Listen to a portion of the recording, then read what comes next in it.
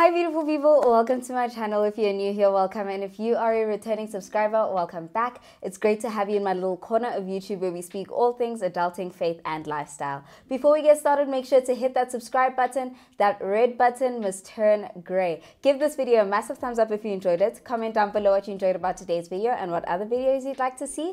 Share this with anybody and everybody who you think might need it, and last but not least, hit those notification bells so that you do not miss another video. So without wasting any more time, let us get straight into today's video.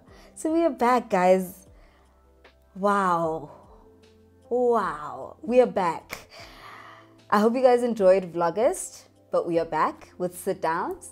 Long overdue, but we finally managed to actually get a chance to sit down and say, hey, we are recording for the people. So today I want to speak about my journey to becoming a strategy consultant / management consultant, because I think the journeys are quite similar.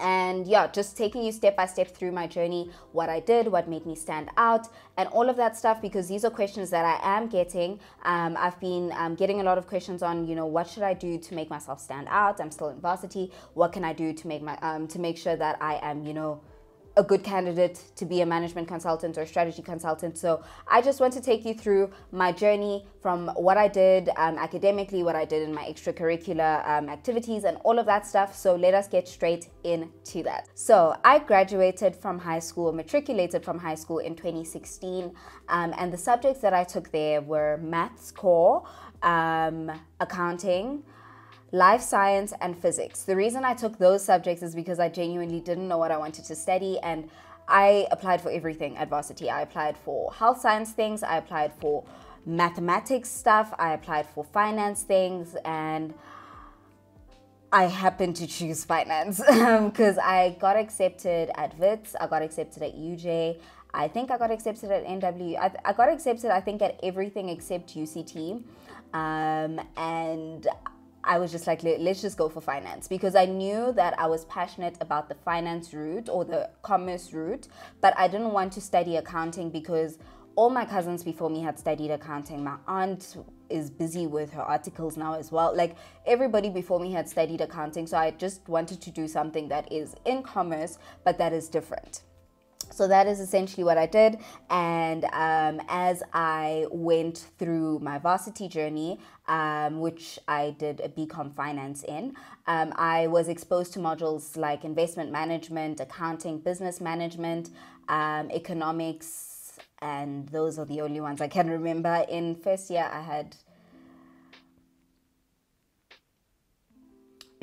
and second year, I had financial management as well. So I was exposed to those, and I ended up thinking, or I thought I was choosing something that would give me money. So I chose to do an honors in investment management in 2020. So I started and finished my honors in 2020.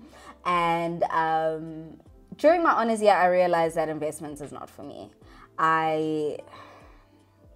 I did not enjoy my honors year. I would not go back. If I could go back, I would probably not do it. I don't know what I would do, but definitely would not be investment management. I don't know if it's because it was COVID and we were going through the most, or if I genuinely didn't, I couldn't get the stuff, So I passed, but I would not go through that. So in March, April of my honors year, so March, April 2020, I started applying vigorously for jobs. I think I applied to over 60 jobs at all the asset management firms, all the investment firms, literally anything that said finance and investment management, I applied, regardless of the job. And that's how I fell into consulting. I did not know what consulting was until I signed my offer, and it was like, oh, so this is consulting. Don't ask me how I got through the interviews. I did not know what I was preparing. I did not know that there were things such as case studies. I didn't know any of that stuff. So now that's why I'm here helping you guys so that you guys are not in the dark like I was. So I applied to all the big four firms that were offering like a grad program of sorts for consulting. And the reason why, not because I wanted to be a consultant, but it was because one of the degrees there was BCom Honors Investment Management. So I applied because that's what I was doing. So don't think that I knew that this would end up being the career that I happened to fall into or walk into, whatever you want to call it. But that is essentially how I ended up in consulting. That is the short end. Now I want to get into the things that made me stand out when I applied, that made my CV look good and all of that stuff. So let's backtrack, go back to high school. In high school, I did everything. I did choir, public speaking, drama. I was head of house. I was a mentor. I was RCL. I did it all. Let me check that I'm not leaving anything out. Yeah, I was a mentor as well. And I was a prefect. So literally, I was always in either a mentor type of position or a leadership type of position. Even the choir, I was literally one of the heads. I got like the trophy for being, like head whatever, something choir. So I was always in a position where I was a leader of sorts or a mentor of sorts or whatever you might call it, right? And then I carried that same energy into varsity, right? At varsity, number one, I was an Alan Gray candidate fellow. I finally graduated from the Alan Gray Orbis Foundation as a fellow in May of this year. I'm still planning that video, guys. Please be patient with me. But yeah. Anyway, so I was part of the Alan Gray Orbis Foundation, which is already a plus for management consultants, because as part of the Alan Gray Orbis Foundation, you are trained to be a high impact entrepreneur, business oriented and all of that stuff, and that's exactly what they look for in consultants, right? So I had that, which was a big plus. But on top of that, I ran the tuck shop at Res. I was a mentor, a peer mentor in second year. I was house committee. I was the treasurer in third year. And I was just always busy. I did VAC work for a bookkeeping firm in I think it was my final year.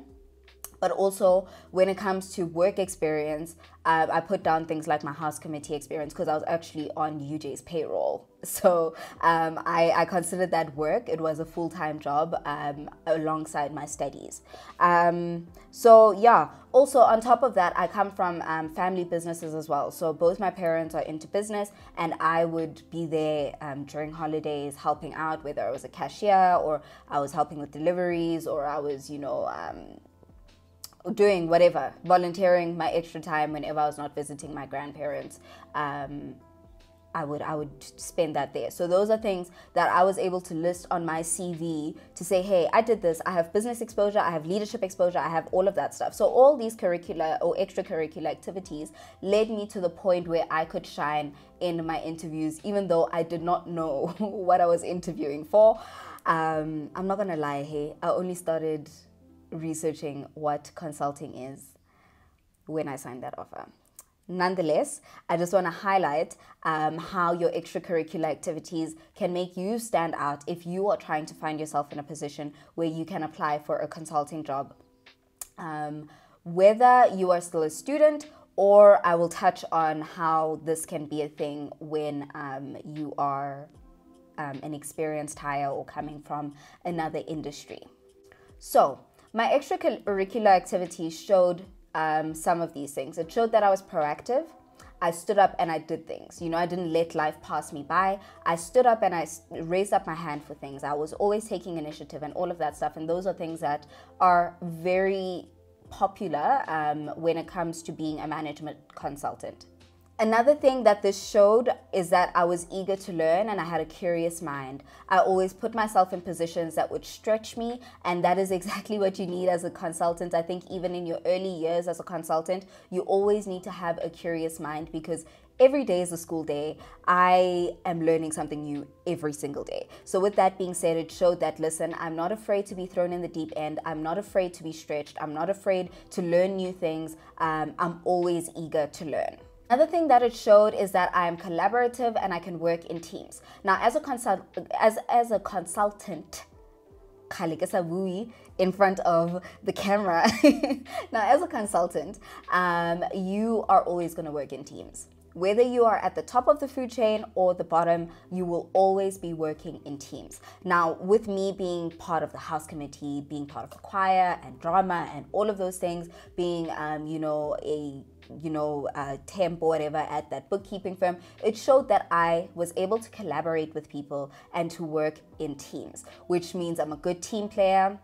So I'm showing that I'm a leader, but I'm also a good team player. So the next thing that these showed me, or that the next thing that this made me stand out as, it showed that I'm a good leader. When I was RCL, when I was a prefect, when I was a mentor, when I was house committee, all of those things showed that I had strong leadership skills. I think I am a natural born leader, but leadership skills can also be taught. So here it is. This showed that. And as consultants, I think they're training us to be global leaders, especially the big four firms, because these are global networks, right? And you can stretch yourself beyond whichever country you're in.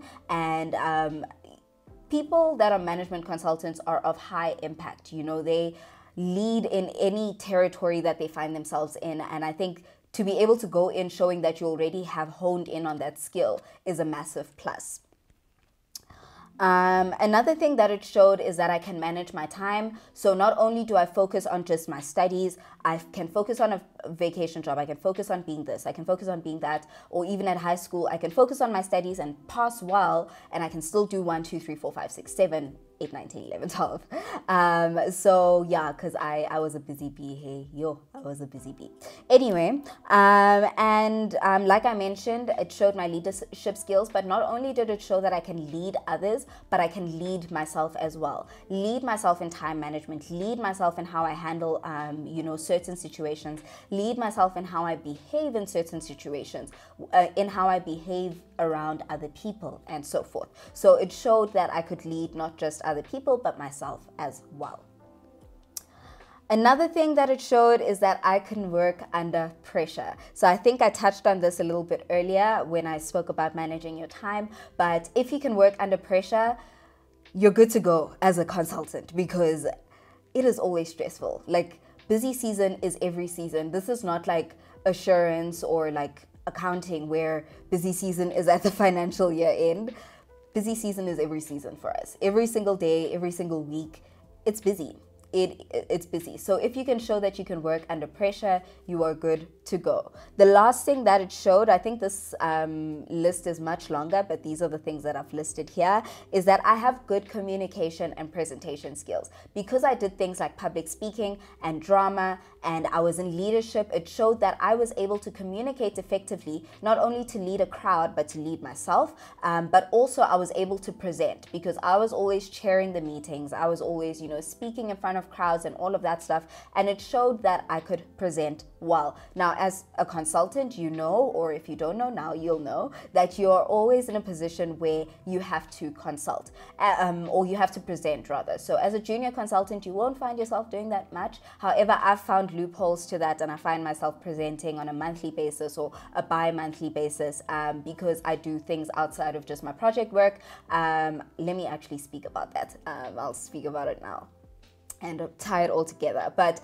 I, for example, chair the team meetings at work, not only for my whole department, but for the direct team that I'm in. So that shows that I've been able to bring things like my public speaking skills and all of that into my everyday work, which is a plus, because if you look at all my seniors, like the partners and stuff, they are presenting, senior managers, engagement managers, all of them, they are presenting in front of clients every single day. So if I can do that, even at the early stages of my career, that's a big plus, because at least I know that that's one strength that is ticked off my box, and I can focus on things like learning how to storyboard and learning how to research and write and, create effective decks and tell a story and all of that stuff, and develop strategies. All of those things are things that I can focus on, because things like public speaking and time management and problem solving and all those things are things that I've already ticked off. So that is my journey to becoming a strategy consultant from A to Z. But in closing, I want to highlight that you do not need a BCom degree to become a consultant. I've heard a lot of people saying, hey, I'm studying business management, or hey, I'm studying this. will I be fine as a consultant? Like, will I be able to apply? I want to highlight that there are some people that we work with that are actuarial scientists. There are some people that we work with who are medical doctors by profession, who have left the medical space to come and, consult. We have people who studied mechanical engineering, electrical engineering, chemical engineering, all the engineerings. I think a lot of the people that I work with, majority of the people actually, I think in our department as strategy consultants are engineers. I think majority of them are engineers. So do not limit yourself to just a BCom degree if your passion lies in something else, because what you can do is study whatever you want to study in whatever industry it is, and then come in and consult in that specific industry. So what I mean by this is some of the engineers, most of the engineers that we work with that studied engineering are now working on energy projects. So with that, they're working on, one was working on hydrogen things, another one is working in the mining stuff and all of that stuff. There's one who studied something that has to do with soil, and she's thriving in the mining things. There's some who come in from a health background and they are then consulting for health practices. So they'll consult for hospitals and the health department if the health department is trying to, bring something into fruition and all of that stuff. People who study BCom find themselves in financial services or consulting for financial service companies or institutions, or things to do with banking and all of that stuff.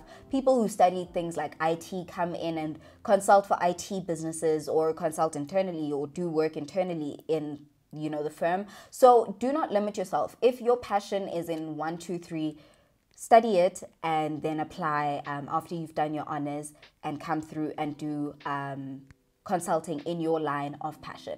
So with that, we've reached the end of today's video. I hope that answers a lot of your questions because I have been getting a lot of these questions in my DMs. I hope that answers it and clarifies how you can become a strategy consultant in South Africa. I think it might differ abroad because I know some firms want you to have an MBA before you come into consulting, because that is a big thing for consulting firms. So it might differ from territory to territory, but that is how I got in. That is my personal journey. Do share down below, consultants that are watching this, how your journey was, what you studied, what you focus on at work, and all of that stuff. I'd be glad to share that information with my audience because they do have a lot of questions regarding that. So with that, we've reached the end of today's video. I hope you enjoyed it. Don't forget to comment, like, subscribe, and share. Do keep your questions coming. They do help me guide my thought process on what kind of content to push out for you guys. So with that, with so much love and so much light from me to you, have an amazing rest of the day. Stay safe and God bless. Bye, guys.